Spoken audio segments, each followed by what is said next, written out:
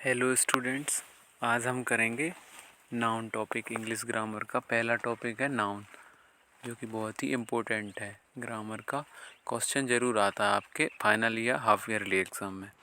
तो सबसे पहले देखेंगे नाउन क्या होता है। तो नाउन की डेफिनेशन से ज़्यादा ज़रूरी है नाउन को पहचानना। और पहचानना कब सीखेंगे? जब नाउन के बारे में कुछ पता हो। ठीक है, तो देखते हैं नाउन क्या है। नाउन होता है किसी पर्सन, प्लेस और थिंग्स का नाम।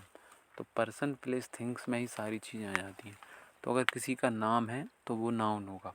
जैसे किसी पर्सन का नाम है तो नाउन होगा, किसी प्लेस का नाम, जगह का नाम है तो नाम होगा, किसी वस्तु का नाम है तो वो नाउन होगा। ऐसी कोई भी चीज़ जिसका नाम इंसान रखता हो उसे नाउन कहते हैं।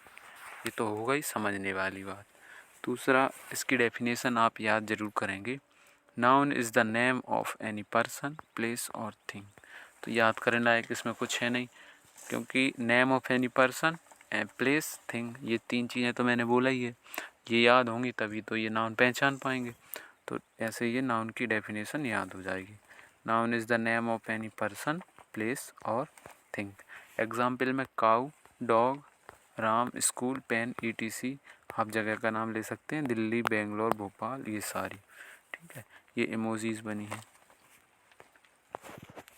ठीक है, नेक्स्ट अब नाउन के टाइप आ जाते हैं, टाइप्स ऑफ नाउन। तो नाउन को मैं दो टाइप में बांटा गया है, एक काउंटेबल नाउन, दूसरी अनकाउंटेबल नाउन। फिर इसके अंदर काउंटेबल में 3 प्रकार के हैं और अनकाउंटेबल में 2 प्रकार से हैं। तो पहला काउंटेबल में देखते हैं। तो काउंटेबल में है the noun which can be counted. ऐसी संख्या जिसे गिना जा सके। काउंट मतलब गिनना। ऐसी संज्ञा जिसे गिना जा सके, ऐसी नाउन जिसे गिना जा सके उसे काउंटेबल नाउन कहते हैं।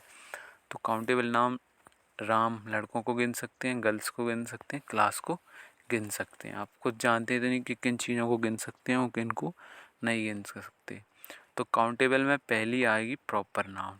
क्या आएगा पहला? Proper noun. प्रॉपर नाउन से मतलब ऐसी नाउन जिसका उसका प्रॉपर अपनी पहचान हो, जिसकी उसकी अपनी प्रॉपर पहचान हो। तो नाउन तो पहले ही बता चुका हूँ क्या होगा, पर्सन, प्लेस और थिंग, तीनों चीज़ें नाउन होंगी। कोई व्यक्ति, कोई स्थान या कोई चीज़, वस्तु, यही क्या होंगी? नाउन। तो ऐसी कोई प्रॉपर जिसको उसका निश्चित नाम से जाना जाता हो उसे प्रॉपर नाउन कहेंगे। The noun which denotes a proper person, place और थिंग। जैसे बॉय देखा तो बॉय बहुत सारे हैं, मैन है तो मैन बहुत सारे हैं, लेकिन बिना किसी पर्सनल किसी प्रॉपर का ही नाम होगा। अजीत किसी एक ही का नाम होगा, नीलू किसी एक ही का नाम होगा। ऐसे ही प्लेस में मुंबई एक ही जगह है, हर जगह को मुंबई नहीं कहेंगे। कलकत्ता एक ही शहर है, दिल्ली एक ही शहर है। उसी प्रकार बुक में देखेंगे तो रामायण एक बुक है, गीता एक बुक है, बाइबल एक बुक है, लेकिन बुक बहुत सारी हैं। तो रामायण एक स्पेसिफिक है, उसका प्रॉपर नाम है कि वो रामायण है। ठीक है, अगला है अपना कॉमन नाउन। अगला क्या है? Common noun. तो कॉमन नाउन से मतलब ये किसी एक पूरी क्लास को डिनोट करता है। जैसे बॉय, बॉय क्लास है। ठीक है, गर्ल्स, स्टूडेंट, काऊ, मैन, वुमेन, ये सब क्या है?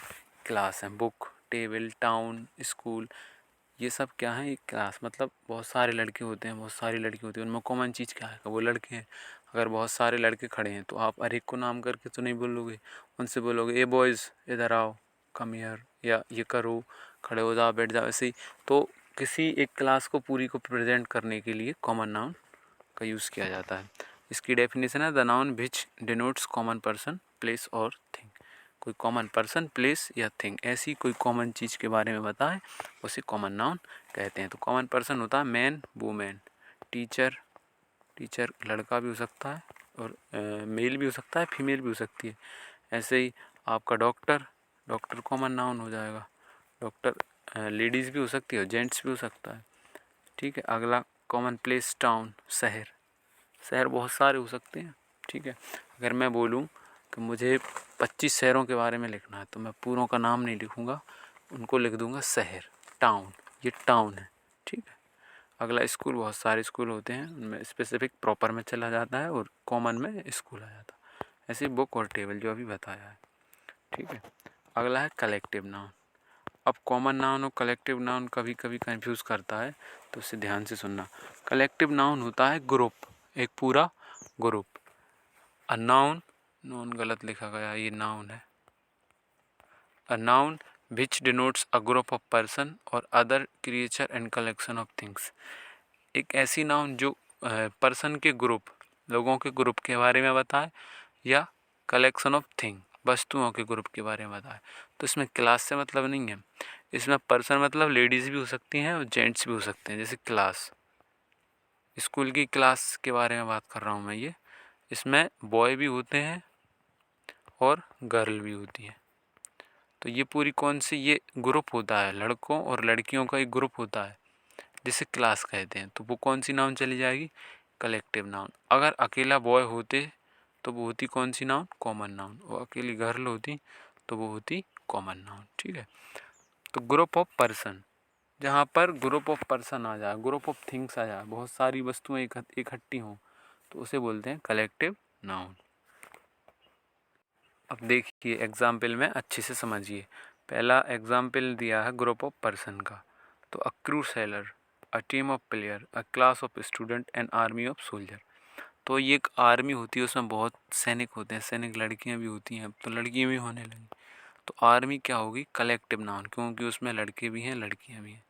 Student of, a class of student, एक क्लास में स्टूडेंट है, स्टूडेंट लड़की भी होती है लड़के भी होते हैं। टीम ऑफ प्लेयर, टीम लड़कों की भी होती है लड़कियों की भी होती है। A crew of seller. ठीक है। अगला है कलेक्शन ऑफ थिंग। अब यहाँ पर वस्तुओं को ग्रुप, कलेक्शन ऑफ थिंग्स। पहला है फ्लीट ऑफ शिप्स, मतलब बहुत सारी जहाज़ों का एक समूह। बंच ऑफ फ्लावर, बहुत सारे फूलों का एक समूह, जिसे बंच ऑफ फ्लावर कहते हैं। अ लाइब्रेरी ऑफ बुक, ये लाइब्रेरी ऑफ बुक्स, जहाँ पर बहुत अधिक बुकें रखी हों बहुत सारी, उन्हें लाइब्रेरी कहते हैं। तो ये जो बंच हुआ, फ्लीट हुआ, लाइब्रेरी हुई, ये हुआ कलेक्शन हुआ थिंग्स का। फ्लीट में शिप्स बहुत सारी खड़ी हैं, बंच में बहुत सारे फ्लावर हैं, और लाइब्रेरी में बहुत सारी किताबें हैं। तो ये डिफरेंट हुआ कॉमन और कलेक्शन नाउन में। ठीक है। तो एक टेबल बनाई थी मैंने, एक सेकंड, ये आपको दिखाता हूँ। इसमें डिफरेंट क्या है प्रॉपर, कॉमन और कलेक्टिव नाउन में। जैसे राम है, तो राम ये प्रॉपर किसी व्यक्ति का नाम होगा। ठीक है। मैन, अब मैन तो बहुत सारे होते हैं। ठीक है। राम, श्याम, मोहन, इन सब में कॉमन चीज़ क्या है, क्योंकि वो मैन है। तो कॉमन चीज़ वो होती है जो सब में बराबर हो। ठीक है। अगला टीम, टीम क्या होती है, टीम में तो बहुत सारे लड़के लड़कियां भी होती हैं। तो जहाँ पर ग्रुप आ जाए तो उसे टीम कहते हैं। जहाँ पर सब में मिली हुई कोई कॉमन चीज़ आ जाए उसे कॉमन नाउन कहते हैं। और जहाँ किसी एक प्रॉपर के बारे में बात की जाए उसे प्रॉपर नाउन कहते हैं। ठीक है। जैसे ये अगला दिया है लक्ष्मी, किसी गाय का नाम है लक्ष्मी, एक प्रॉपर है। लेकिन गाय क्या है, गाय एक कॉमन नाउन है, क्योंकि गाय तो बहुत होती हैं, बहुत सारी गाय होती हैं। किसी का लक्ष्मी होगा, किसी का दिया, जिया, बहुत सारे नाम होते हैं। तो ये, और हर्ड मतलब झुंड, गाय का झुंड, जहाँ पर और भी जानवर हों उसे बोलते हैं झुंड। ठीक है। तो ये हो जाएगा कलेक्टिव नाउन। ऐसे रोहित एक स्टूडेंट है, सिर्फ एक स्टूडेंट का नाम रोहित है, वो स्पेसिफिक है। अगला कॉमन क्या है कि वो स्टूडेंट, अगला कॉमन स्टूडेंट है। स्टूडेंट में रोहित, श्याम, मोनू, सोनू, बहुत सारे लड़के हैं स्टूडेंट, लेकिन उन सब में कॉमन चीज़ क्या है कि वो सारे स्टूडेंट हैं। ठीक है। ये कॉमन नाउन हो जाएगा, ये प्रॉपर हो जाएगा, और ये क्लास है जो अपना, ये कलेक्टिव हो जाएगा, क्योंकि क्लास में group of boy and girls दोनों का ग्रुप है, इसलिए ये कलेक्टिव नाउन। समझ में आया हो तो अच्छा, नहीं तो दोबारा देख लेना। ये कलेक्टिव भी हुआ है। अब बचा अनकाउंटेबल नाउन।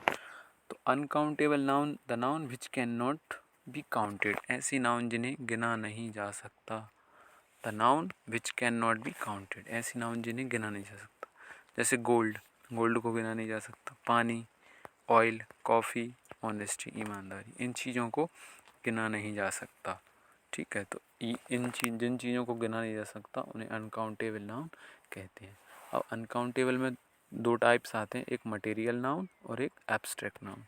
ठीक है। तो चौथा पढ़ते हैं मटेरियल नाउन। मटेरियल नाउन बहुत सिंपल है। मटेरियल मतलब सामान। ठीक है। मटेरियल मतलब सामान। ऐसी नाउन जो किसी सामान के बारे में बताए उसे मटेरियल नाउन कहते हैं। The noun which denotes material, material के बारे में बताए, जैसे कॉपर, सिल्वर, टी, कॉफ़ी, घी, वाटर। ठीक है, जितनी भी वस्तुएं जो पृथ्वी से मतलब इंसान द्वारा बनाई जाती हैं वो सब मटेरियल नाउन में आ जाती हैं। ठीक है, अगला है एब्स्ट्रैक्ट नाउन। ये एब्स्ट्रैक्ट नाउन मतलब the noun which denotes quality, condition और एक्शन।